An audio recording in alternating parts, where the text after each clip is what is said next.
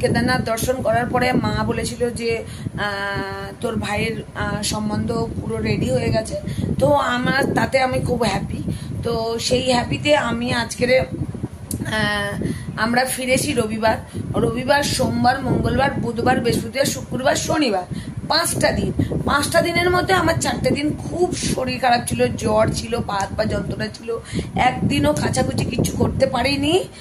আর একদিন কাচাকুচি করেছি, আর এখনো কাচাকুচি আমার কমপ্লিট হয়নি, হাতটা যন্ত্রণা হচ্ছে। তো কাচাকুচি এখনো কমপ্লিট হয়নি। সেই কাচাকুচি কমপ্লিটটা যখন হয়নি, আমি যেহেতু প্রতিদিন বর্ষাকাল অবশ্যই জানো, আর বর্ষাকালে প্রচন্ড পরিমাণে এখন বৃষ্টি, এখন জল, এখন মানে বর্ষাকালে একটা নতুন খেলা সৃষ্টি হয়, সেটা হচ্ছে জামা কাপড় তোলা আর জামা কাপড় ওঠানো, মানে নামানো আর ওঠানো, এটা একটা খেলা হয় বাড়ির বউদের কাছে।